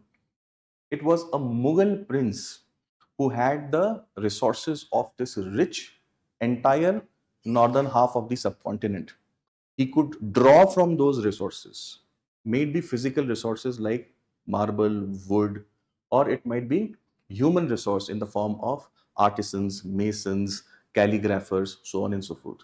तब जाकर के वो ताजमहल जैसा खूबसूरत monument जो है वो बिल्ड हो पाता है ना? Resources. So this Roman Empire had resources of 3 different continents, 3 different climates, 3 different regions, and using this, they notched up great achievements. Just to name a few, they were, building up great monuments, great architectural marvels, like, for example, the Roman Colosseums. उस जमाने में they had built up stadiums where 35-40,000 people could sit. And it was designed in such a manner that wherever you sit, you can actually see the ground without any obstruction. So it requires a very high level of understanding of mathematics, very high level of understanding of architecture to build something like this. कमान जिसको हम बोलते हैं हिंदी मराठी में, arch. Okay, this arch was given to the world by the Romans. Okay, arch scientifically banana, it's a great achievement. आज की वजह से bridges बन पाए, क्योंकि ये आज आप बना लें, if you go to old जुनापुल, you will see old British arch based bridges. हमारे ब्रिजेस गिर जाते हैं, बट ब्रिटिशर्स के बनाए हुए 150 साल के ब्रिजेस आज भी खड़े हुए हैं. Why? Because this is Roman old technology. You understand this? इसी आर्च को अगर आप 360 डिग्री घुमाते हैं, you get a dome. Arch से ही क्या बनता है? डोम बनता है. ताजमहल के ऊपर डोम है, that is 360 degrees arch. अगर आप घुमा दो, you get a dome. Got this? किसने दिया है? ये रोमन्स ने दिया है. Laws, literature, language, trade and commerce, तब के बनाए हुए रोड्स आज भी इटली में यूज हो रहे हैं. Roman roads, bridges, more than 2000 year old bridges, आज भी इटली के गांवों में आज भी वो ब्रिजेस इस्तेमाल होते हैं. ठीक है, this was the peak of Roman civilisation. ठीक है, यूरोप का ये पीक था. लेकिन ये पीक जो है, this is map from somewhere around 117 AD. Clear everyone up to this point? ठीक है, अब ये चीज जो है वो बदलनी लग जाती है. This thing starts to change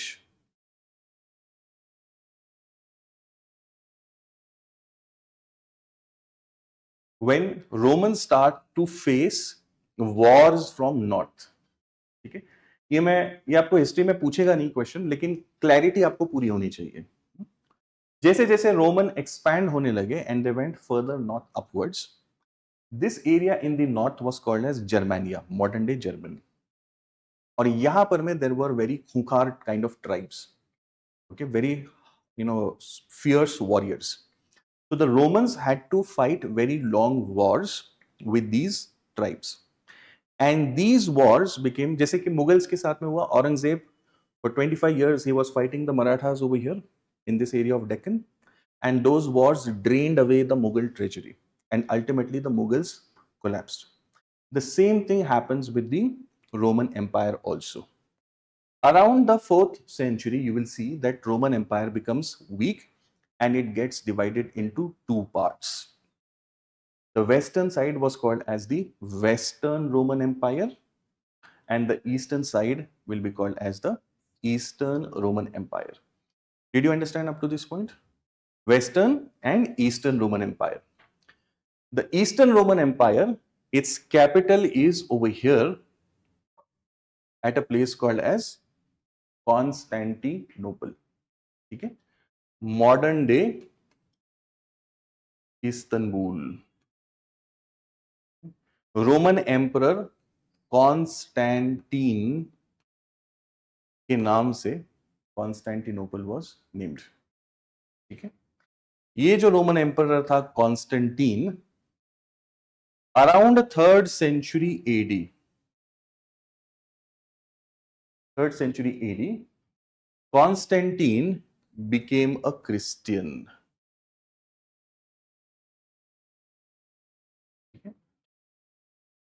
अगर आप यहां देखें, दिस एरिया जेरूसलम के आसपास में, this is where Jesus Christ, ईसा मसीह, this was his area, and during his lifetime his followership was very small. There were just 70 to 100 odd people who were his close followers. But these people were very hardcore, dedicated followers. Even after the death of Jesus Christ, for the next couple of centuries, his ideas survived. And these ideas were introduced to the Roman Emperor Constantine. And he liked the idea of Christianity.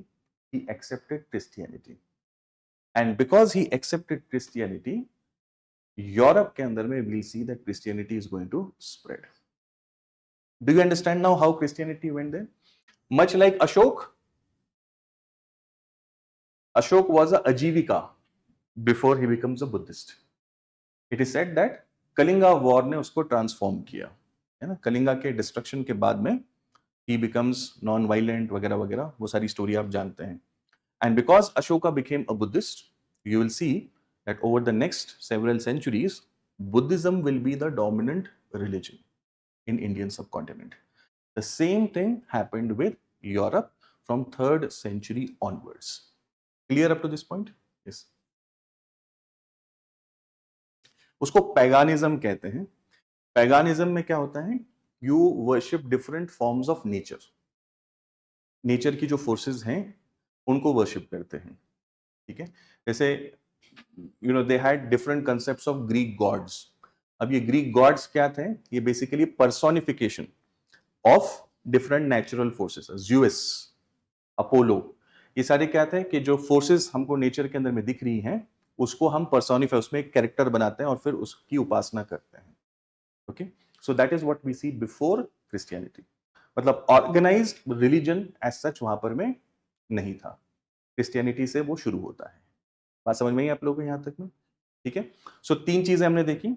Roman empire and its peak देखा, Christianity का spread हमने समझा, और तीसरी चीज 4th century में आकर के split of the Roman empire into 2 parts, western and eastern Roman empire. चलिए आगे बढ़ते हैं.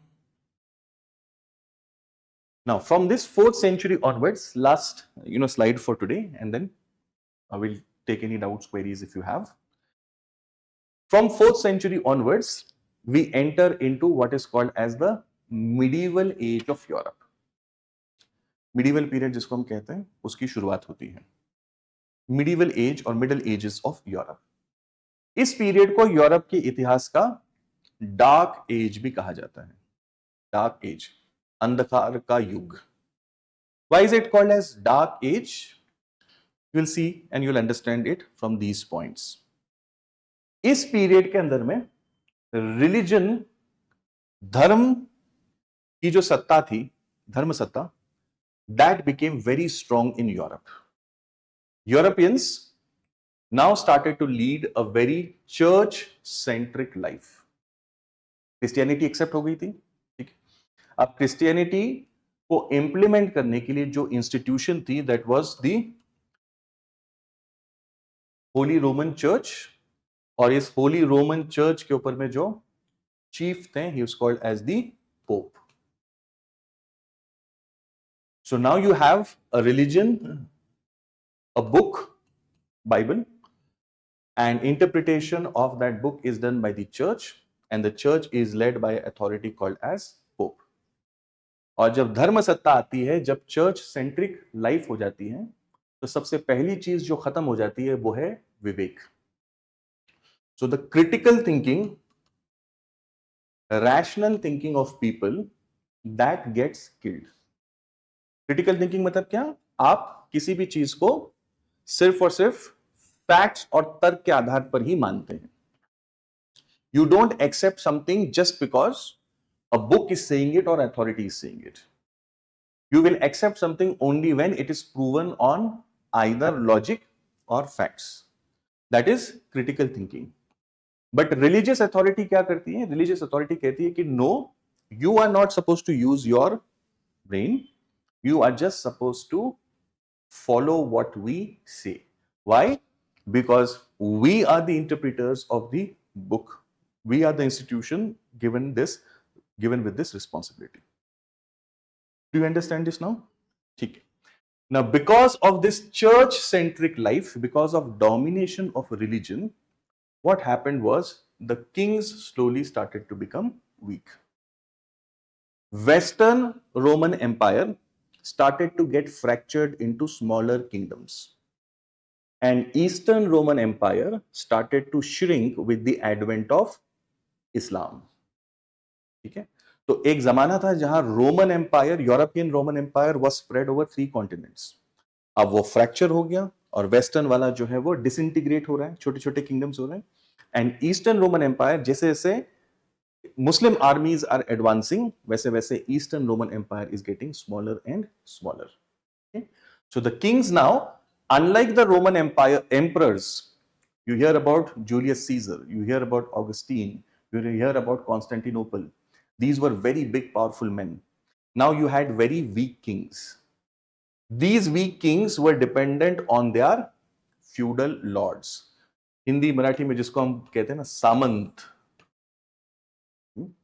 Below the king, these feudal lords were given the authority to collect tax on behalf of the king. जैसे मान लीजिए पुणे डिस्ट्रिक्ट का एक ruler है. अब वो क्या करता है, अपने नीचे पुणे में for example there are 10-14 talukas. He'll appoint one person on each of these tehsil taluka, that okay, in that taluka you are going to go and collect tax on behalf of the state. Okay, you understand this now? So responsibility of the state is outsourced to this guy. ठीक है. अब अगर उसको tax collect करना है लोगों से, what will he need? What will that person need? Think logically. To get money, पैसा निकालना आसान होता है क्या? No. People will always want to retain as much as possible. They are not going to think about the state and all of these things. So what does he need? The feudal lord needs an army. Okay? Because he's going to collect taxes. He needs muscle power, na, basically. Okay? So he is now allowed to maintain an army. Okay? He is going to live in castles. If you've seen these Hollywood movies, गढ़ी जिसको हम हिंदी मराठी में कहते हैं, ये गढ़ी में रहता है. क्यों? क्योंकि लोग उठाव कर सकते हैं, अटैक्स हो सकती हैं. He has to protect himself. So he has a small army. He lives in these castles and he raises taxes for the state. Up naturally, he is not going to do it for free, no? He has to maintain this army. He has to maintain the castle. So what he does is, a big part of the tax he keeps for himself, and a small part he sends to the king. Out of 100 rupees, for example, 75 he is keeping for himself, and 25 he is sending to the king. The king has many such feudal lords. Each one sending say 25 rupees just to make it very easy. So that gives the king some substantial amount, and each of these feudal lords is also happy. But over the generations, these feudal lords became very powerful. They became locally entrenched. They got hereditary powers, and they now started to defy the king also. Raja जो है वो अब कमजोर हो गया. Is this kind of a state an effective state where the ruler itself is very weak? No. Do you understand this? So can you see the transformation? I told you flow. You had a point where you had a Roman Empire over a huge area with one emperor. Okay, you had a Samrat, Ashok or Akbar-like personality there. Now you have multiple small kings, and these kings are dependent on the church, and then they are also dependent on the feudal lords. ये जब भी feudal lord कुछ बगावत करते थे, when they revolted, the king had to take his army to the castle. The feudal lord knows this. So what does he do? He stocks food, water, everything, locks himself up from inside and sits nicely, Majjani life. The king's army is, starving outside the castle. 6 mahine, 7 mahine. There is a record of a siege of one such castle going on for several years. लेकिन castle जीत नहीं पाए. ठीक है, दुर्गम होता था, secret roots होते थे, खाना पानी आता रहता था. The army is just sitting outside camping. Okay, so can you see the ruler has become very weak, the state has become very weak. Okay, now these feudal lords, they had to collect taxes. Taxes किससे collect होते थे? From farmers, peasants. Farmers, peasants कहाँ रहते हैं? Rural areas, है ना? So to collect money from them, these feudal lords had to be there in rural areas, closer to the farmers, from where they can keep a watch. So all the rich people from the cities, they started to go towards rural areas, and we'll see decay of cities. Roman Empire was about trade, commerce, transport and communication. So you had multiple flourishing cities. But medieval times mein cities start to decay. Economy becomes more agrarian and ruralized. The feudal lord is only keen कि भाई किस तरीके से मैं ज्यादा से ज्यादा निचोड़ूं किसान के पास से. Have you seen old Hindi movies where there was this character of Thakur साहब? देखिए मूवी आप 70s 80s की. हमारे यहाँ पर में if you seen Marathi movies, you had this गांव का Deshmukh Patil, that kind of a person. अब उसका जो है फेमस डायलॉग होता था, आओ हवेली पर, ठीक है ना, या वाड्यावरती. What was that dialogue about? That dialogue was about that power that he had over the rural society. गांव का जो हरिया है उसको फ्री में काम करना पड़ेगा. कासल की साफ सफाई है, मरम्मत है, ठाकुर साहब की कोई खिदमत है, इसको हरिया को जो है वो फ्री में करना पड़ेगा. ठीक है. This starts the practice of serfdom. Serfdom, इसको हिंदी में कहते हैं बंधुआ मजदूर. Hereditary servants on the Lord's land. They are tied to the land of the Lord. यानी feudal lord की जो जमीनें हैं वहां पर में they are doing cultivation, farming for free. Their generations, they are going to continue to serve on that land only. This is similar yet different from slavery. क्योंकि आप इसको स्लेवरी समझ रहे होंगे, so let me just explain that. Slave can go with the owner anywhere. ठीक है, जैसे Europe, in America you had slaves. So suppose a slave owner went from one city to another city, he could take the slaves with him. But serfs की context में the serf is tied to the land, so compulsorily he will be there on that land only. He can't go from that village away. Okay, if that land is given to somebody else, say X gives that land to Y, then they will serve on that land only for Y. Okay, they can't go from one place to another. This is the difference between serfdom and slavery, and in some ways serfdom is worse than slavery. तो ये characteristics दिखती हैं हमको medieval Europe की. Did you understand this? Can you tell me the major characteristics of medieval Europe? What kind of polity, economy, society do we see in medieval times in Europe?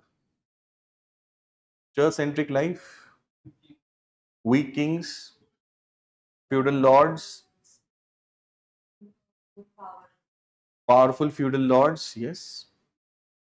Rural economy, cities started to decay, agriculture started to stagnate क्योंकि नई development नहीं, कोई नई technology नहीं, and practices like serfdom that came about. अब इन सारी context के अंदर में we will see that slowly the transition will happen towards industrial revolution. Clear everyone up to this point? Yes, no, can't say? Any questions, doubts that you have? Any questions or doubts that you have? Online students also, you can type your questions, doubts in the chat box.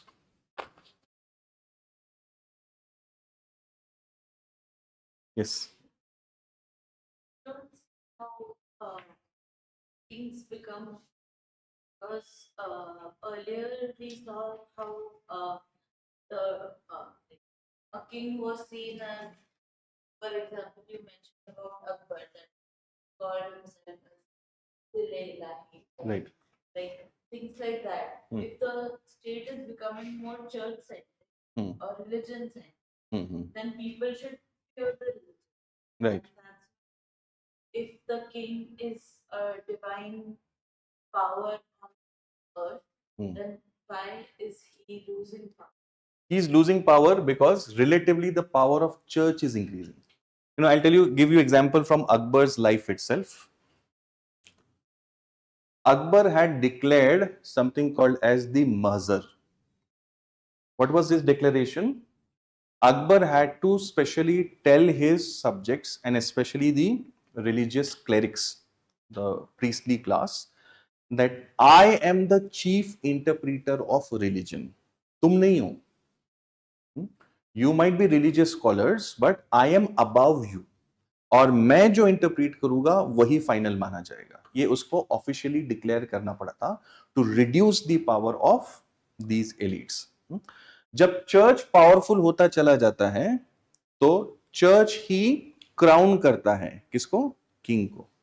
So king is dependent on the church for legitimacy. One. Number two, the king is always vulnerable. There are rival claimants within the family, outside the family. Okay? If the church sides or supports with somebody else, pope ने अगर किसी और को support जाहिर कर दिया तो क्या होगा?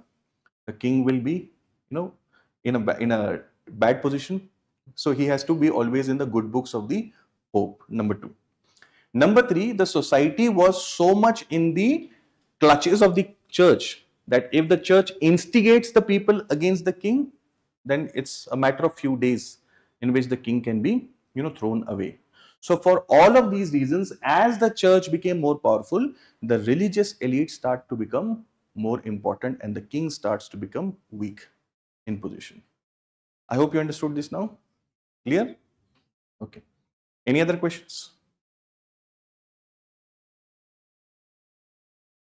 Okay, so tomorrow in our next class, we are going to talk about a very seminal development of 1453, where the city of Constantinople will fall. And with this fall of Constantinople, new forces will be unleashed, which will change these characteristics of medieval Europe, and Europe will go increasingly towards modern values, ideas, and systems. कैसे ये सब कुछ हुआ? क्यों हुआ? All of this in great detail we are going to discuss in tomorrow's class. Are you all able to visualize the flow of history? Clear everyone? Okay. So I'll see you again in tomorrow's class at 8 a.m. Now after this session, I'm going to talk one-to-one with each one of you. Okay. So right outside there in the teacher's cabin, I'll meet everyone one-to-one so that I can understand your backgrounds. I can understand what your strengths, what your challenges are, and accordingly then I can mentor your preparation. Okay. So just wait for me over there. Yeah. Mm-hmm. Once other boundaries to Europe, Asia, and Correct. only that Hinduism, Buddhist religion that Mm-hmm. so the humans might have some idea about the Hinduism. If not, then there are more followers of Hinduism than Christian, because knew about it. To begin with, yes. They didn't have any idea, or they didn't want to practice. See, they definitely had an idea about India, Indian civilization, its strengths, because trade and commerce was going on between Rome and India. In Kerala, for example, there's a place called as Muziris. In this place called as Muziris, there was a Roman colony. So Romans had come over here and they were staying and trading with India. So they knew India, they knew Indian civilization as such. But one problem with our civilization always was that we were inward looking. Okay? We did not have a broader global vision. We had great achievements to our credit, but we were confined or limited to our geography only. Okay, we did not send out people to preach and propagate. Some exceptions are there. Ashoka sent some people to preach Buddhism, so on and so forth. But largely speaking, that was not the case. So that is why, in terms of religion, there was no missionary activity that went on in other parts of the world, and consequently, there was no, kind of force. Force not in the negative sense. Force as in, what you understand by impact. So there was no impact in terms of changing their way of life or belief towards Hinduism. In fact, there is a Roman historian by the name Pliny. ये जो Roman historian है Pliny,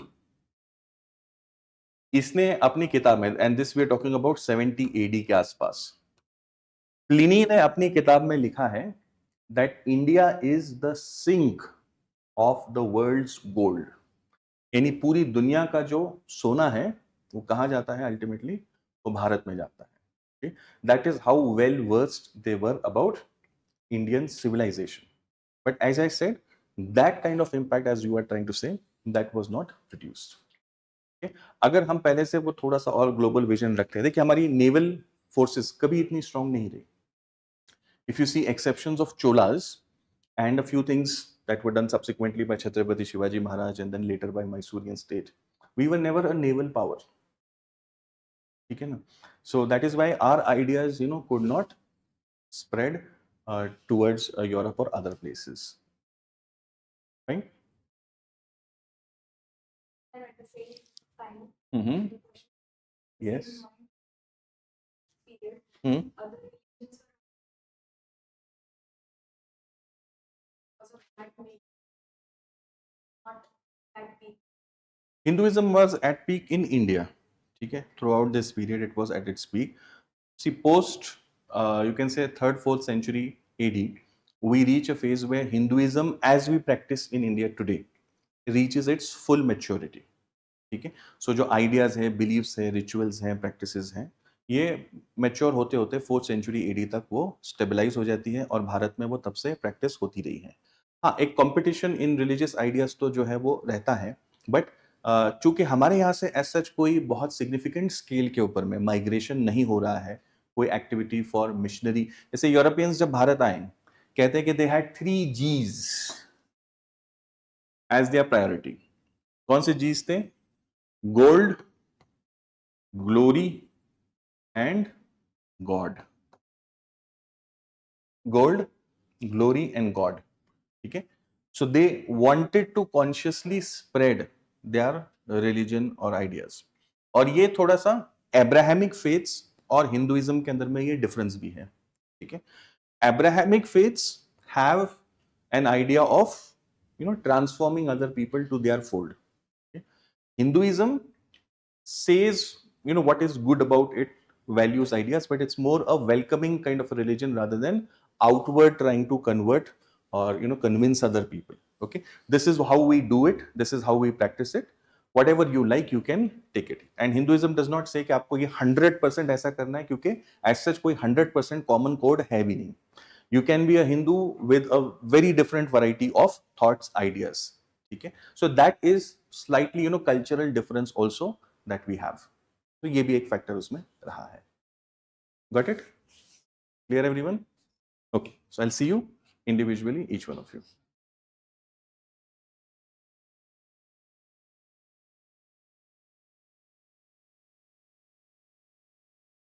Okay, those students who are watching it online on YouTube or on the website also. So from tomorrow onwards, if you want to continue watching the demo lectures, then you will have to compulsorily do it on the website. Fill the Google form in the description box, and you will be given the opportunity to attend the remaining demo lectures. From tomorrow, it will not be there on YouTube as such. Okay. Chalo, thank you so much for joining today.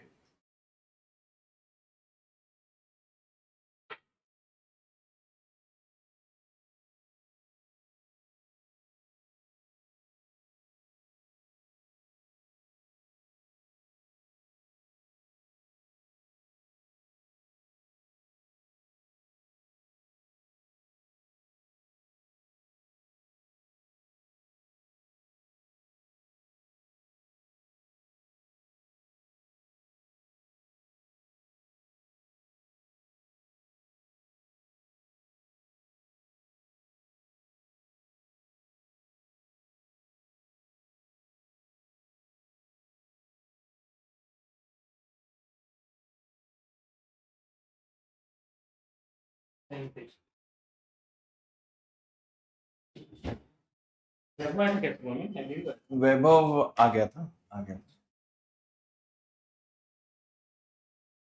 मैं बच्चों से individually अब मिल रहे हैं, से मिलता हूँ फिर आके आपसे बात करें। 5 थे आज, ऑनलाइन में शायद 1-2 थे।